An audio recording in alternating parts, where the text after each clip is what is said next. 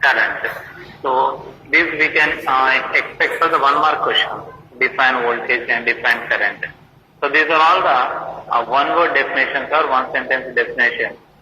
So electrical current can be defined as, the electric current is defined as the rate of flow of charge per unit time. The rate of flow of charge per unit time. Or another definition, so we have different definitions. The rate of flow of electrons can be also we can call as an electric current. So that is also another definition. So according to our convenience, so we can change or modify the definition. But the major concept is, it should be the flow or the movement of electric charges from one place to another place. So that will be called as a current. So next we have the formula for that. So what is the formula? I is equals to charge per time. So according to definition, so it can be written as electric current I is equal to charge per unit time. So Q by C.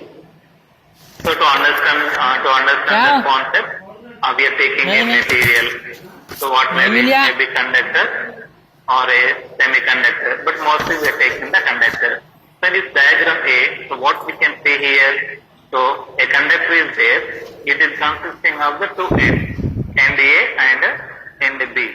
So before connecting to the supply or the exciter, so the electrons does not have any direction. So what is represented with the arrow mark? So those will be called as a free electron. Means free electron is nothing but not the cause. Means they are able to move from one place to the another place. So such type of electrons will be called as a free electron. So there is a bondage electrons also is there. So they are linked with the positive charges. So such types we are not called as a free electron. Those will be called as a bondage electron or fixed electron.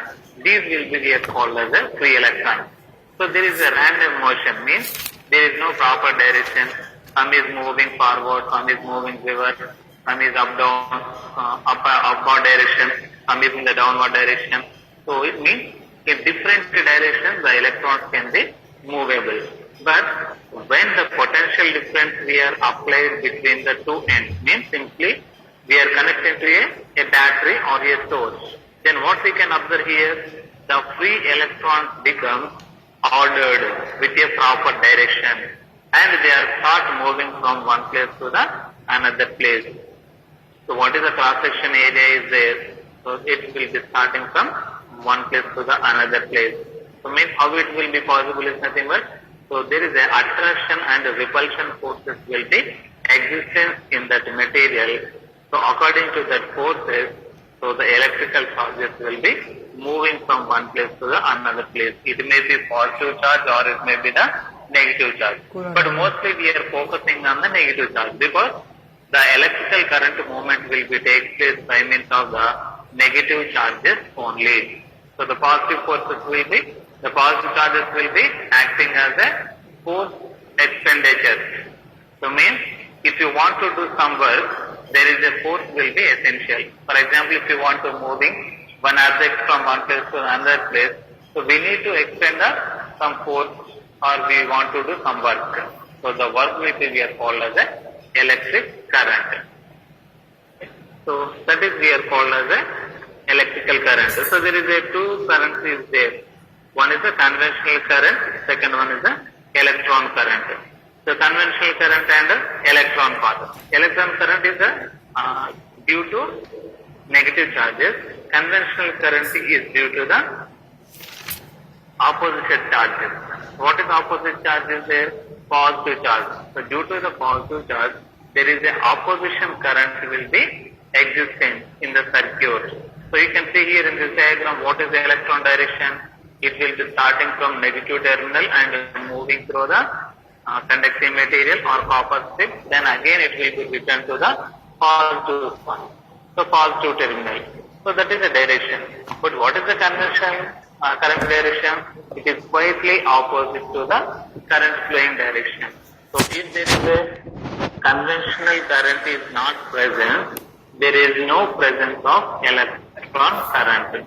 So the both are should be present. So electrical current will be decided by means of the conventional current. If how long the conventional current is much greater, according to that the electronic current also increases. Means it is directly proportional to. So this is about the conventional current. So current formula already we discussed. So I is equal to Q by T. So conventional current definition can be we are taking here. The opposite direction of flow of electron current is called conventional current. So it is caused by means of the positive charges. Next we think about AC current and voltage. So both of the current and voltage are the same here for what we discussed for the DC and AC. But DC is a direct current, so that there is a no direction is changes, unidirectional current.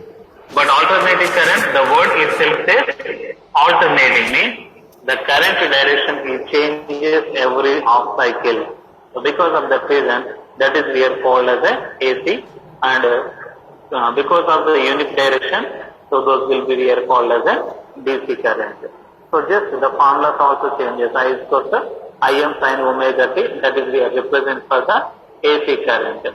So you can see here the waveform or representation of the AC current. So in the second diagram you can see here DC current. So what we can observe here, AC current and AC voltage having the same magnitude as well as the current. So magnitude of current and voltage is the same, but every half cycle the magnitude is reversal. So it is starting from 0. In this diagram we can see here, it will be starting from 0, gradually increases and reaches to the maximum state, and again it will be decreased to 0, and negatively starting increasing, negatively reaches to the maximum cycle, and again it will become to the rest position.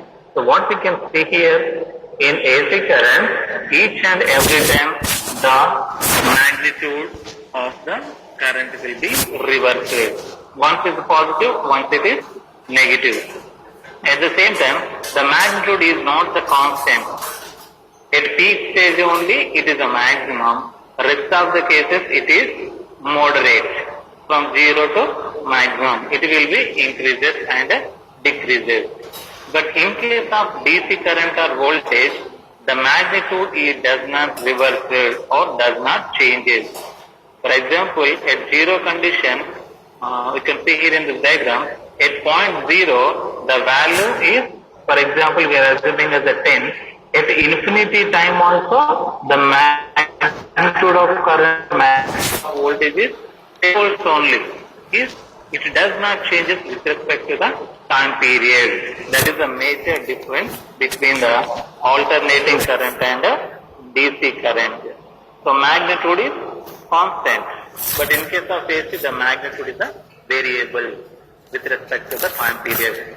So frequency point of view, AC is having the angular frequency, because whenever magnitude changes, there is a frequency changes can be possible. If there is no change of magnitude, there is no possibility of frequency. Because of that reason, is for DC current or voltage, the frequency is always 0.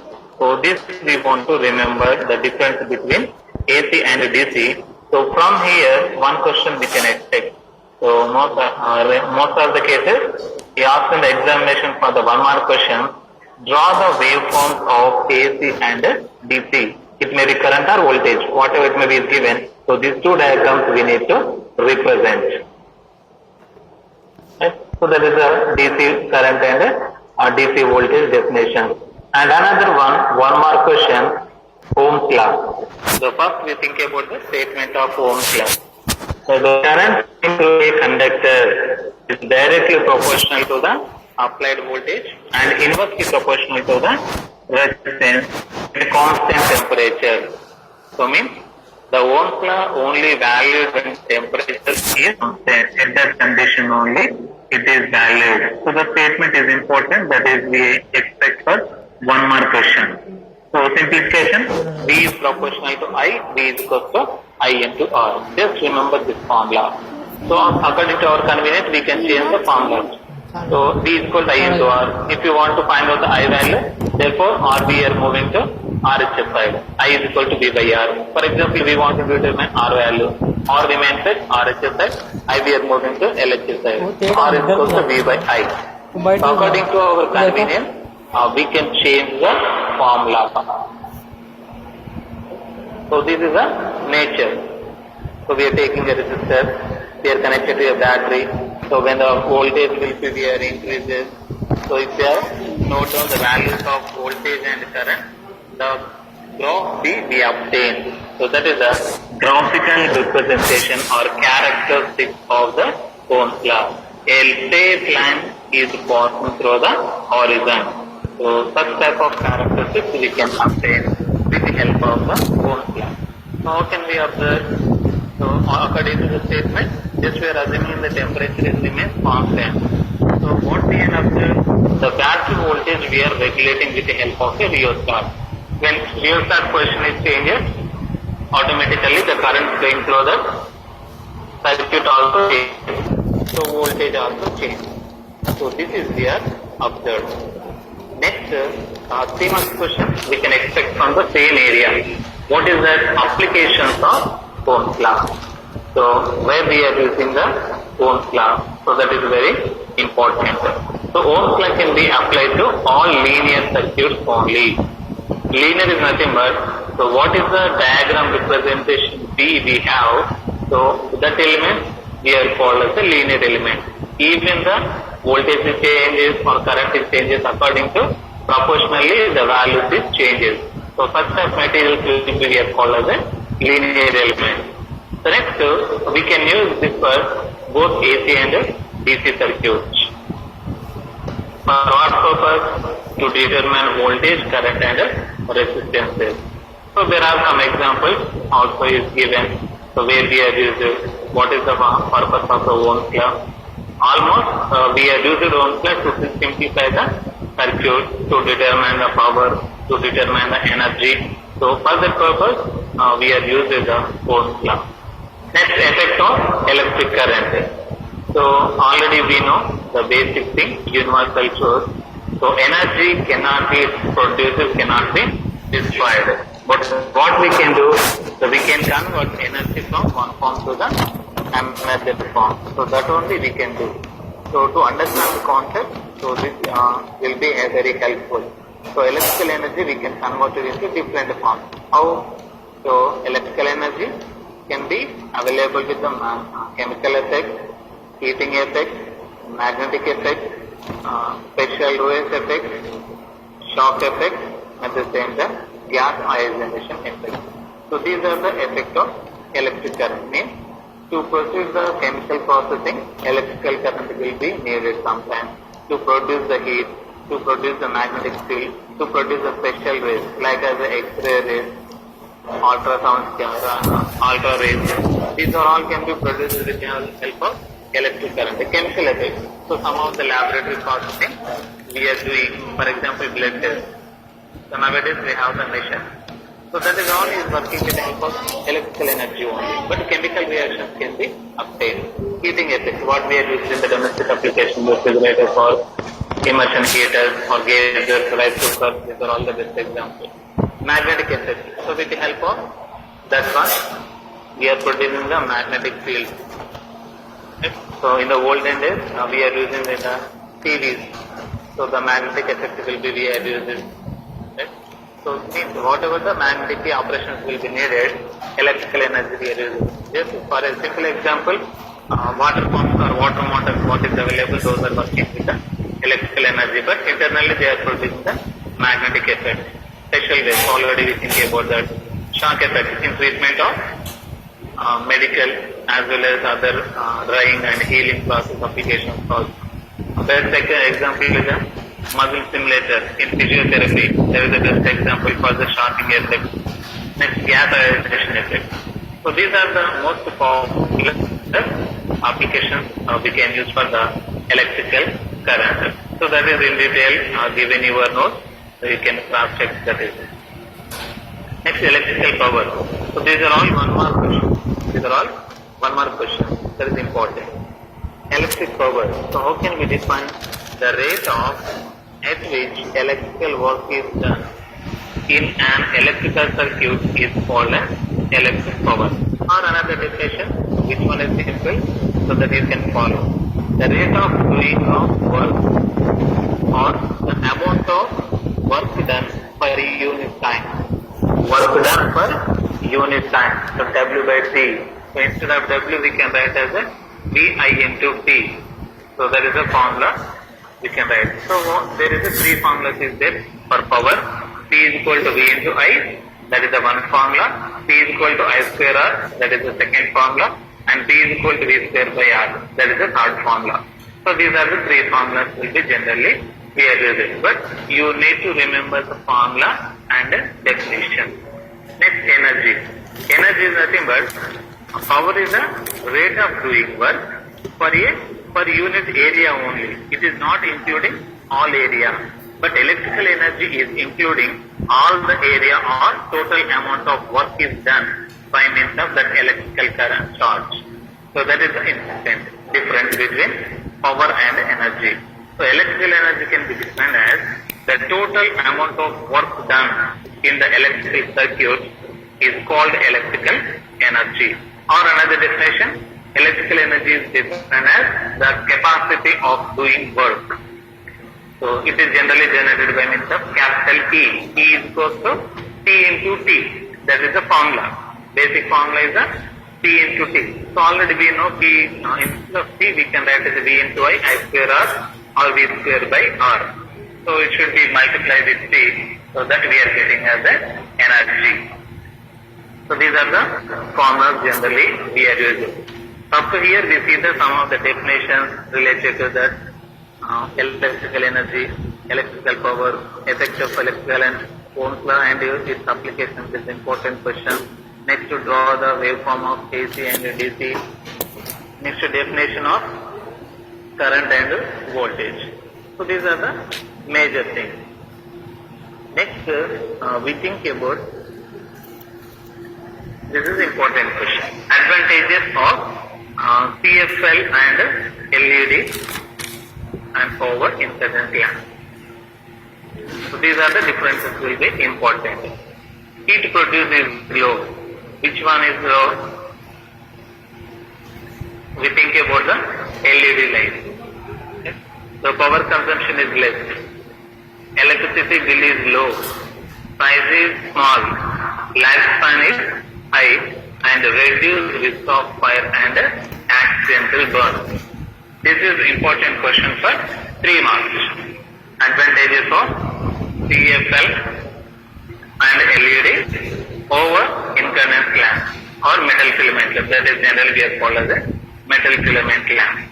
So this is a repeated question. Most of the cases is given in the examination. Next, this is the equation we want to determine for heat. That is we are called as a Joule's law. Statement important. The amount of heat generated in a conductor is directly proportional to the speed of the current passing through the and directly proportional to the resistance of conductor and directly proportional to which amount of time the current is flow. So this statement will be important. So it is asked for 3 marks in the last academic year. Okay. So H is directly proportional to I square R into T. H is equal to I square R by J, where J is a constant. J is a constant.